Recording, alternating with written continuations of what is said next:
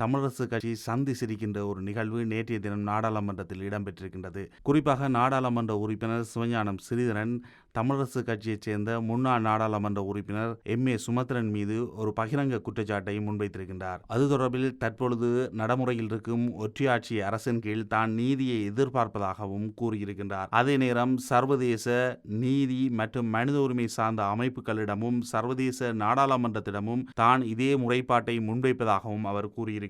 குறிப்பாக இலங்கை தமிழரசு கட்சிக்குள் உட்கட்சி மோதலினுடைய வெளிப்பாடாக இந்த விடயத்தினை மிகவும் பகிரங்கப்படுத்தியிருக்கின்றார் சிவஞானம் ஸ்ரீதரன். இலங்கை தமிழரசு கட்சியை பொறுத்தவரைக்கும் அந்த கட்சியினால் ஒரு ஜனநாயக ரீதியிலான முடிவினை வெளிப்படுத்த முடியாத சூழல் இருக்கின்றது. தமிழரசு கட்சி தமிழ் மக்களின் மிக பெரிய ஒரு கட்சியாக இருந்தது. தற்பொழுது அந்த கட்சி 2 அணிகளாக பிரிந்து நிற்கின்றது. தமிழரசு கட்சியினால் தன்னுடைய பிரச்சனையை தீர்த்து கொள்ள முடியவில்லை. தமிழ் மக்களின் பிரச்சனை தொடர்பில் தீர்வொன்றை பெற்றுக் கொடுப்பது தொடர்பாக அரசாங்கத்துடன் பேச்சுவார்த்தை நடத்துவதற்கோ அல்லது அரசாங்கத்துக்கு எதிராக செயற்பட முடியுமா? தான் எந்த ஒரு புலம்பெயர் அமைப்புடனும் அல்லது இலங்கை அரசாங்கத்துக்கு எதிராக இலங்கை அரசாங்கத்தினால் தடை செய்யப்பட்ட ஒரு அமைப்புடன் எந்தவித தொடர்பையும் வைத்திருக்கவில்லை என்றும் நாடாளுமன்றத்தில் உரையாற்றிய சிவஞானம் ஸ்ரீதரன் கூறியிருக்கின்றார். ஆகவே இலங்கை அரசாங்கத்துடன் இணைந்து செயற்படுகின்ற அமைப்புகளுடன் மட்டும்தான் தான் பகிரங்க தொடர்பை வைத்திருப்பதாக கூறுகின்றார். ஆகவே இலங்கை அரசாங்கம் தடை செய்து வைத்திருக்கின்ற புலம்பெயர் அமைப்புகள் சரியானதா என்ற கேள்வியும் எழுகின்றது. இது தொடர்பில் தான் இன்றைய உண்மையின் அலசல் விரிகின்றது.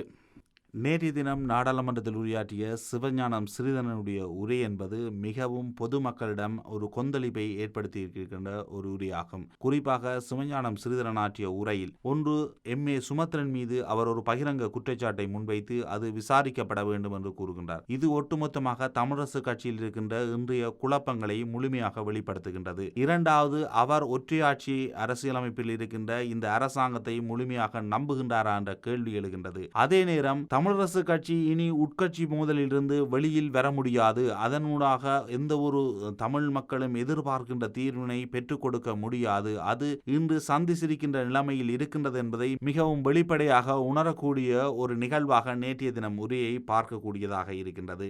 மூன்றாவது, இலங்கை அரசாங்கம் வெளிநாட்டில் இயங்குகின்ற தமிழ் புலம்பெயர் அமைப்புகளை தடை செய்து வைத்திருப்பது என்பது சரியான ஒன்றா என்ற கேள்வி எழுகின்றது. இலங்கையில் தமிழ் மக்களுக்கான உரிமைகள் சார்ந்த விடயத்தில் மிகவும் அக்கறையுடன் செயற்படுகின்ற இலங்கை அரசாங்கம் ஒரு இனப்படுகொலையை மேற்கொண்டிருக்கின்றது. யுத்த குற்றச்சாட்டுகள் இருக்கின்றது. இலங்கை அரசாங்கம் இந்த இனப்படுகொலை தொடர்பில் ஒரு நீதி பொறிமுறைக்கு உள்ளாக்கப்பட வேண்டும். அதனை நோக்கி ஒவ்வொரு நாடுகளிலும் இருக்கின்ற புலம்பெயர் அமைப்புகள் செயற்படுகின்றது. ஆகவே அவ்வாறு செயற்படுகின்ற புலம்பெயர் அமைப்புகள், புலம்பெயர் நபர்கள், முன்னாள் விடுதலை புலிகள் உறுப்பினர்கள், முன்னாள் விடுதலை புலிகள் இயக்கம் இயங்குகின்ற காலப்பகுதியில் அதனுடன் தொடர்புபட்டவர்கள் என்ற அடிப்படையில் இலங்கையினுடைய பாதுகாப்பு அமைச்சு பல அமைப்புகளையும் பல்வேறு தனிநபர்களையும் தடை பட்டியலில் வைத்திருக்கின்றது. அவ்வாறு தனிப்பட்ட ரீதியில் தடையை இலங்கையினுடைய பாதுகாப்பு அமைச்சு மேற்கொண்டிருப்பது சரியான ஒன்றா என்ற கேள்வி எழுகின்றது. குறிப்பாக சிவஞானம் ஸ்ரீதரன் அவ்வாறான ஒரு உரையை ஆற்றுகின்ற பொழுது அவ்வாறான எந்த அமைப்புகளுடனோ தனிநபர்களுடனோ எனக்கு எந்தவித தொடர்பும் கிடையாது, நான் இலங்கை அரசாங்கம் தடை பட்டியலில் வைத்திருக்கின்றவர்களுடன் எந்தவித தொடர்பையும் வெளிப்படுத்தவில்லை என்று அவர் கூறுவதனூடாக இலங்கை அரசாங்கம் அல்லது இலங்கை அரசாங்கத்தின் பாதுகாப்பு அமைச்சு மேற்கொண்ட நடவடிக்கைகள் சரியானது என்ற அடிப்படையில் அவர் தன்னுடைய கருத்தை முன்வைக்க முனைகின்றாரா, அல்லது அந்த விடயங்களை அவர் கவனத்தில் கொள்ளாது தன்னுடைய தனிப்பட்ட பிரச்சனையை மட்டும் முதன்மைப்படுத்தி இந்த விடயத்தை அவர் உரையாற்ற முனைந்தாரா என்பது கேள்விக்குறி. முதலில் இலங்கை தமிழரசு கட்சி மேற்கொண்ட இந்த உட்கட்சி மோதலினுடைய வெளிப்பாடு எவ்வாறு தமிழ் மக்களுக்கு ஒரு பாதகமான நிலைமையில் இட்டிருக்கின்றது என்பது தொடர்பில் பார்ப்போம். கடந்த வருடம் ஜனவரி மாதம் இலங்கை தமிழரசு கட்சியின் அடுத்த தலைவர் யார் என்பதற்கான தேர்தல் ஒன்று இடம்பெற்றது. அந்த தேர்தலில் சிவஞானம் ஸ்ரீதரன் வெற்றியடைந்தார். எம்.ஏ. சுமந்திரன் அவர்கள் தோல்வியடைந்திருந்தார். எனினும் செயலாளர் தெரிவு என்பது இடம்பெறுகின்ற பொழுது ஒரு குழப்ப நிலை ஏற்பட்டது. அதில் யார் வெற்றியடைந்தார்கள், யார் தோல்வியடைந்தார்கள் என்பதை ஒவ்வொரு தரப்பும் ஒவ்வொரு பக்க விளக்கங்களாக கூறினது. எனினும் அது சிவஞானம் ஸ்ரீதரன் தரப்புக்கு ஒரு பாதகமான நிலையை தான் ஏற்படுத்தியிருந்தது அன்றைய காலத்தில். எனினும் அதனைத் தொடர்ந்து நீதிமன்றத்திற்குள் வழக்கு ஒன்று தொடுக்கப்பட்டது. அந்த பொதுச்சபை உறுப்பினர்களுடைய எண்ணிக்கை முறையற்றது என்ற அடிப்படையில் அதாவது தமிழரசு கட்சி தன்னுடைய ஜாப்பு விதிகளுக்கு தவறான முறையில் பொதுச்சபை உறுப்பினர்களை கூட்டி பொதுச்சபை உறுப்பினர்களூடாக தெரிவு செய்யப்பட்ட தலைவர் என்பவர் கூட அந்த தமிழரசு கட்சியின் ஜாப்பு விதிகளுக்கு முரணாக தெரிவு செய்யப்பட்டவர். ஆகவே அவர் செல்லுபடியற்றவர், அந்த தேர்தல் செல்லுபடியற்ற தேர்தல் என அறிவிக்கப்பட வேண்டும் என்று அதனை இலங்கை தமிழரசு கட்சியினுடைய உத்தியோகபூர்வ தலைவர்கள், உத்தியோகபூர்வற்ற தலைவர்கள் என முக்கிய நபர்கள் அனைவரும் நீதிமன்றத்தில் ஒப்புக்கொண்டார்கள். தமிழரசு கட்சியினுடைய ஜாப்பினை மீறித்தான் அந்த தேர்தல் இடம்பெற்றது என்பது.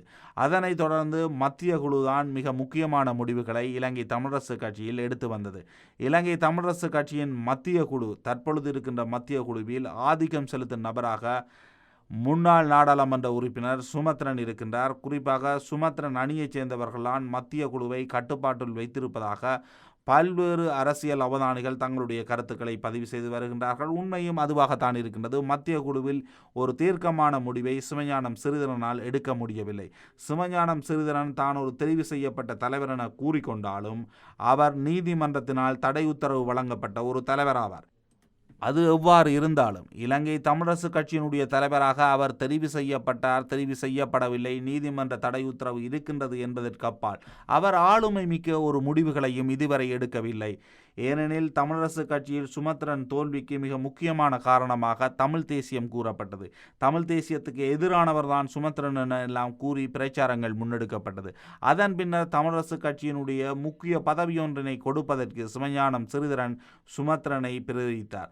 அவ்வாறான விடயங்கள் எல்லாம் தமிழரசு கட்சியில் தாக்கம் செலுத்திய விடயங்களாக இருந்தது. சிவஞானம் சிறிதரன் இன்று வரை நாடாளுமன்ற தேர்தலில் வெற்றியடைந்திருக்கின்றார், நாடாளுமன்ற குழுக்களினுடைய தலைவராக இருக்கின்றார். ஆனால் அவரால் கட்சி சார்ந்த எந்த முடிவுகளையும் எடுக்க முடியாமல் இருக்கின்றார். இது அவருடைய தனிப்பட்ட தலைமைத்துவம் சார்ந்த பண்பின் ஒரு குறைபாடா அல்லது தமிழரசு கட்சியினை ஒட்டுமொத்தமாக வளர்த்தெடுப்பதற்கு சில தரப்புகளிடமிருந்து அனைவரையும் காப்பாற்றிக் கொள்வதற்கு அவர் பொறுமை காக்கின்றாரா என்ற விடயம் இருக்கின்றது. எனினும் அவரை கடந்து மத்திய குழு தன்னுடைய முடிவுகளை எடுக்கின்றது. அது பொது வேட்பாளர் விவகாரமாக இருக்கலாம் அல்லது தமிழரசு கட்சியின் ஒழுக்காற்று நடவடிக்கையாக இருக்கலாம். பல்வேறு விடயங்களில் சிவஞானம் சிறிதரனை நம்பியவர்கள் கட்சியிலிருந்து வெளியேற்றப்பட்டிருக்கின்றார்கள், ஒழுக்காற்று நடவடிக்கை எடுக்கப்பட்டிருக்கின்றார்கள், நாடாளுமன்ற தேர்தலில் அவர்களுக்கு ஆசனங்கள் வழங்கப்படாமல் இருக்கின்றது போன்ற பல்வேறு பிரச்சனைகளில் சிவஞானம் சிறிதரன் மிகவும் பலவீனமான ஒரு தலைவராக இருந்திருக்கின்றார்.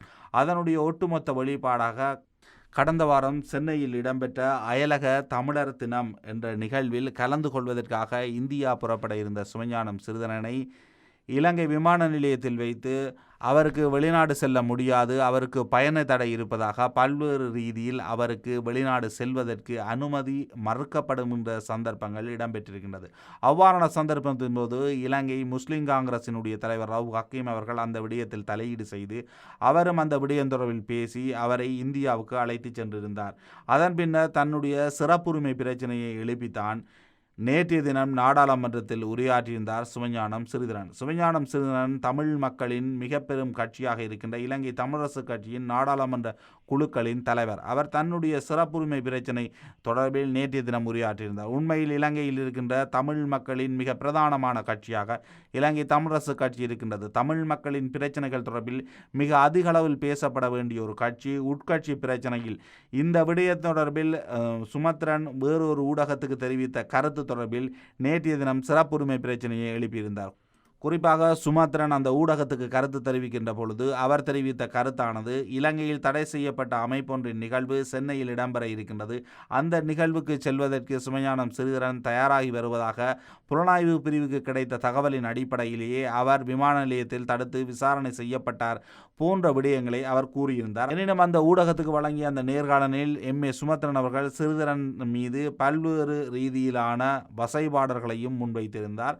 அதே ஊடகத்துக்கு வழங்கிய சிவஞானம் சிறிதரனுடைய நேர்காணலின் போதும் சுமத்ரன் மீது வசைபாடல்கள் முன்வைக்கப்பட்டிருந்தது. இதனுடைய ஒரு தொகுப்பாகத்தான் எவ்வாறு இலங்கை புலனாய்வு பிரிவுக்கு கிடைத்த தகவல் MA சுமத்ரனுக்கு தெரியும், MA சுமத்ரன் புலனாய்வு பிரிவின் ஊடக பேச்சாளரா போன்ற கேள்விகளை முன்வைத்திருந்தார்.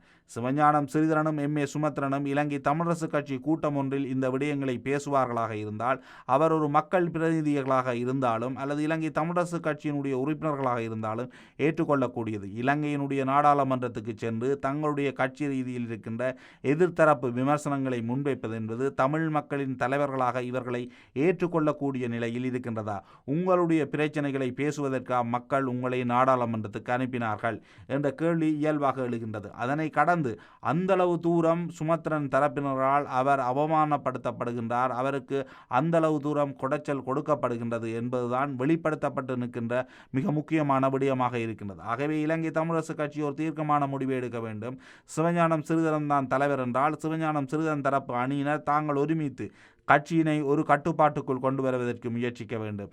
அதை விடுத்து எல்லோருக்கும் நாம் சம வாய்ப்பு கொடுக்கின்றோம், ஜனநாயக ரீதியில் தான் முடிவெடுக்கின்றோம், இன்றி வாள்களால் வெட்ட முடியாது போன்ற பேக்காட்டு வித்தைகளை தொடர்ந்து சிவஞானம் சிறிதரன் வெளிப்படுத்தி நிற்பதை நிறுத்த வேண்டும். ஒரு கட்டுக்கோப்பாக அந்த கட்சியினை நடத்துவதற்கு அவர்கள் முனைய வேண்டும். இல்லையெனில் அந்த கட்சியை விட்டு அவர் வெளியேறி இன்னும் ஒரு கட்சியினை ஆரம்பிக்க வேண்டும். தொடர்ந்து அந்த கட்சியில் இருந்து கொண்டு தமிழரசு கட்சியினுடைய மக்களை கவர்கின்ற முகமாக ஸ்ரீதரனும் அந்த மக்களுக்கு எதிராக மேற்கொள்ளப்படுகின்ற நடவடிக்கைகளுக்கு காரணமாக சுமத்ரனையும் கூறி தொடர்ந்து மக்களை ஏமாற்றுகின்ற நடவடிக்கையிலிருந்து இலங்கை தமிழரசு கட்சி தன்னை முழுமையாக நிறுத்தி கொள்ள வேண்டும்.